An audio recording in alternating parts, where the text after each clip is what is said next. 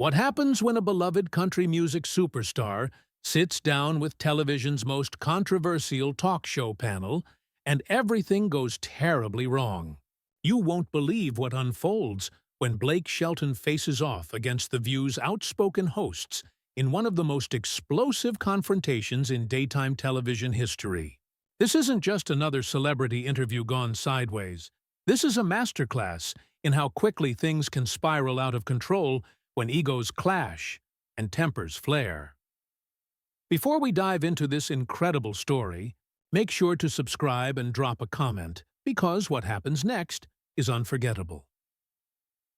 The morning began like any other at the View Studios in New York City. Blake Shelton, riding high on the success of his latest album and tour, was scheduled to discuss his music career and life after The Voice.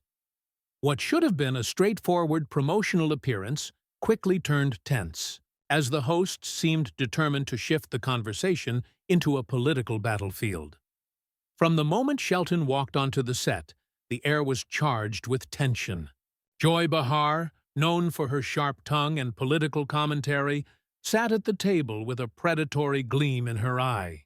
Whoopi Goldberg maintained her usual stern demeanor, while the other panelists sensed something volatile was brewing beneath the polished surface of daytime television.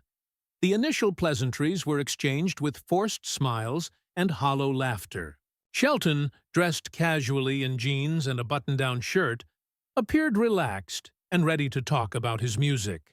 He spoke about his latest songs, touring experiences, and shared lighthearted anecdotes from life on the road. The audience responded warmly to his genuine personality, but it became clear the hosts had another agenda. "Blake," Behar began, her voice sharp, "you've been vocal about your political views in the past. Given everything happening in the country right now, I'm curious about your thoughts on some of the more controversial issues we're facing." Shelton's expression subtly shifted. Realizing this was no ordinary promotional chat, he leaned slightly, instincts kicking in. "Well, Joy, I've always believed that music should bring people together rather than divide them. I try to focus on entertaining folks and giving them something positive to connect with." His measured response aimed to steer the conversation to safer ground. But Behar pressed on. "That's a nice sentiment, Blake. But don't you think celebrities have a responsibility to use their platform to speak out about injustice? Millions of fans hang on your every word. Shouldn't you be more vocal on issues that matter?" The tension became palpable. Shelton's jaw tightened, hands clasped in his lap. "I think everyone has the right to their own opinions. I'm not going to pretend to be an expert on every political issue just because I sing songs for a living. I respect my fans enough to let them make up their own minds." Whoopi Goldberg, previously silent, jumped in with moral authority. "But Blake, that's the problem, isn't it? Thinking we can stay neutral while people are suffering. Your silence on certain issues speaks volumes about where you really stand." Shelton's relaxed posture straightened. His charm began to crack. "I'm sorry, but you're making assumptions about me based on what I haven't said rather than what I have." "That's not fair." The other panelists sensed blood in the water. Questions about old social media posts and comments taken out of context piled on. What was supposed to be an interview had become a calculated ambush, executed with precision. Shelton's publicist shifted nervously, and the audience murmured uncomfortably at the unfolding confrontation. "Look," Shelton said, his voice warning, "I came here to talk about music and maybe share a laugh or two. I didn't sign up to be lectured about my beliefs or have my character questioned based on assumptions." Behar pressed, voice rising. "Blake, your character is exactly what we're talking about. Remaining silent while marginalized communities are under attack tells us everything we need to know about you." The studio fell silent. Shelton's face flushed, knuckles white as he gripped the arms of his chair. This was no longer about politics or social issues. It had become personal. Finally, Shelton reached his breaking point. Oklahoma draw thickening with barely contained anger. "Now hold on just a minute," he said, cutting through the tension like a blade. You don't know the first thing about me. You sit here judging people you've never met, thinking you're some kind of moral authority. That's rich coming from someone who makes a living tearing people down on national television. Joy Behar's face turned crimson, her liberal sensibilities clearly offended by the suggestion that her motives could be questioned. Excuse me, I'm holding you accountable, Blake. That's what journalists do. We ask the hard questions your adoring fans won't. Her voice dripped with condescension as she leaned back, smug in the moral high ground she believed firmly secured. But Shelton wasn't backing down. The polite, media-trained celebrity facade had completely evaporated, replaced by the voice of a man pushed too far. Journalist? Is that what you call this? Because, from where I'm sitting, it looks more like a coordinated hit job. You invited me here under false pretenses, and now you're trying to bully me into saying what you want, so you can go viral on social media. The accusation struck hard, and the uneasy shifting among the panel members made it clear Shelton had hit a nerve. Whoopi Goldberg tried to regain control, her voice taking on that authoritative tone she was famous for. Like nobody's trying to bully you. We're having a conversation about responsibility and using your platform for good. If that makes you uncomfortable, maybe you should ask yourself why. Shelton's laugh was bitter and humorless. Responsibility? You want to talk about responsibility? How about the responsibility to treat your guests with basic respect? How about having an honest conversation instead of setting up some political gotcha moment? You lecture me about using my platform while using yours to ambush people who don't share your worldview. The studio tension reached a fever pitch. The audience sat in stunned silence, visibly uncomfortable as what should have been light entertainment devolved into something ugly and personal.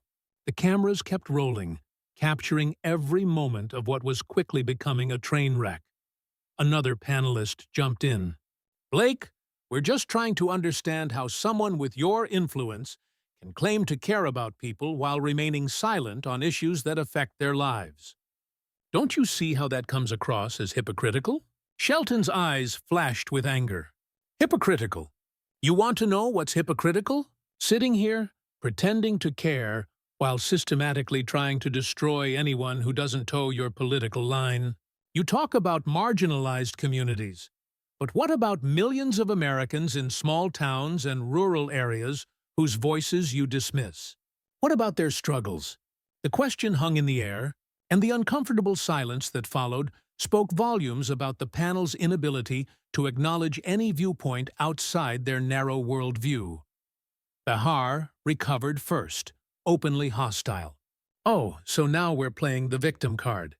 Poor Blake Shelton, the multi-millionaire country star oppressed by mean liberal women asking tough questions.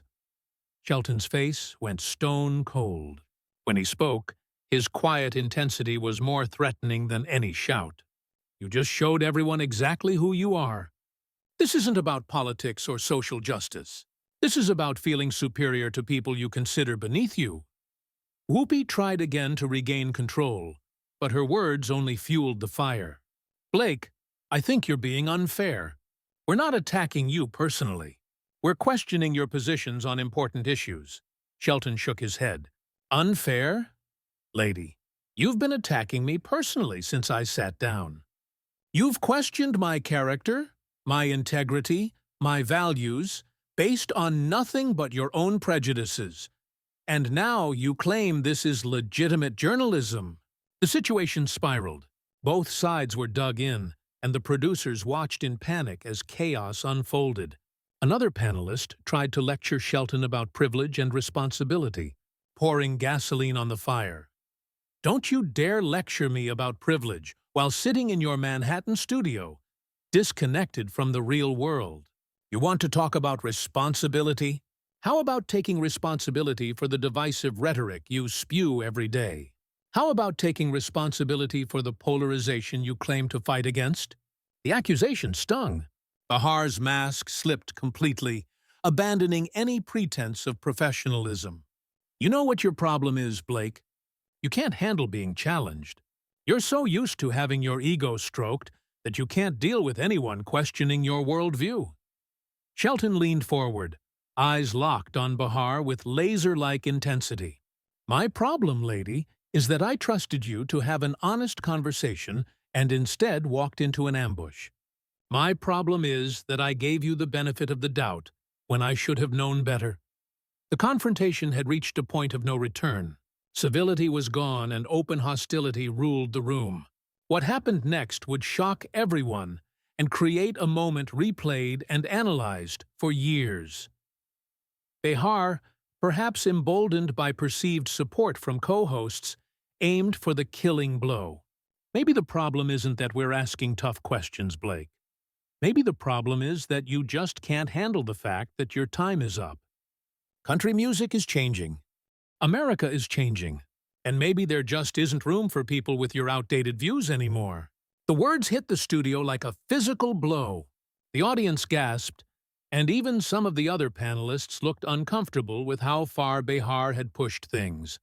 But she wasn't done yet. Maybe it's time for you to step aside and let artists with more progressive values take center stage. Maybe your fans deserve better than someone stuck in the past. For a moment, the studio was completely silent. Shelton sat perfectly still, his face a mask of controlled fury as he processed the insult. So profound, so personal, and so unprofessional that even the seasoned crew seemed stunned. When he finally spoke, his voice was deadly quiet, each word weighted with absolute conviction. You know what, Joy? You just proved everything I suspected about you and this entire show. You don't care about real conversations. You don't care about understanding different perspectives. You just want to tear down anyone who doesn't fit into your narrow little worldview. He looked around the table at the hosts with undisguised contempt. You talk about progress and change, but what you really mean is silencing anyone who doesn't think exactly like you. You've turned what should be a platform for dialogue into a weapon for attacking people whose only crime is being different. Whoopi Goldberg, sensing things had gone too far, tried to salvage the situation. Blake, emotions are running high here. Maybe we can— No, Whoopi, Shelton cut her off sharply. We're past that. Your colleague just told millions of viewers that my fans deserve better than me, that there's no place for people like me in America anymore. This isn't about emotions. It's about showing your true colors. The tension in the room was suffocating.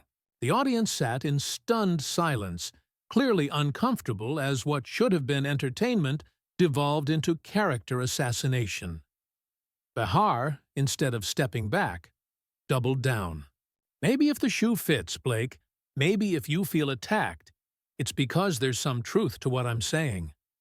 Maybe it's time to examine why you're so defensive about your beliefs. That was the final straw.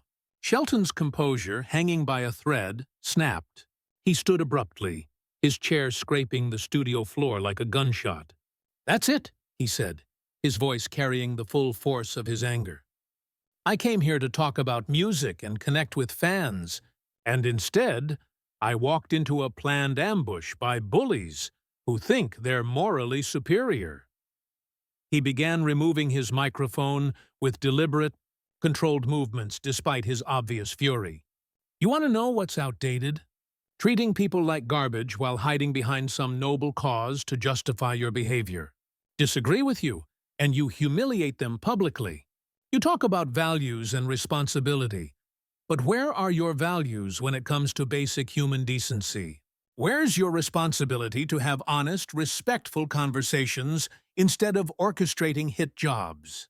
He tossed the microphone onto the table, the sound reverberating through the studio like a declaration of war. You had a chance to bridge divides, to bring people together through genuine dialogue. Instead, you chose to bully someone who came here with an open heart. Behar tried a weak response. Blake, if you can't handle— No, Shelton interrupted, his voice cutting through like steel. You don't get to spin this. This isn't about me not handling criticism. This is about showing the country who you really are, underneath all the righteous rhetoric. He turned to the camera, speaking directly to viewers at home. What you just witnessed is everything wrong with our national conversation. These people invited me not for a discussion, but to destroy me for thinking differently. There are real issues that deserve serious discussion, but instead, you'd rather score cheap political points by tearing down anyone who doesn't conform to your worldview. As he walked away from the table, the weight of the moment sank in. This wasn't just a bad celebrity interview. It was a powerful pushback against the culture of attack journalism dominating modern media. You know what's not outdated? Shelton said, turning for one final shot. Treating people with respect, having honest conversations, building bridges instead of burning them. Those values will never go out of style, no matter how hard you try to shame people for holding them. With that, Blake Shelton walked off the set of The View, leaving behind stunned hosts, a shocked audience, and a moment of television that would be analyzed for years. The man who had entered promoting his music left having struck a blow for dignity and respectful discourse in an increasingly hostile media landscape. The silence he left behind spoke louder than any words about the impact of what had just transpired.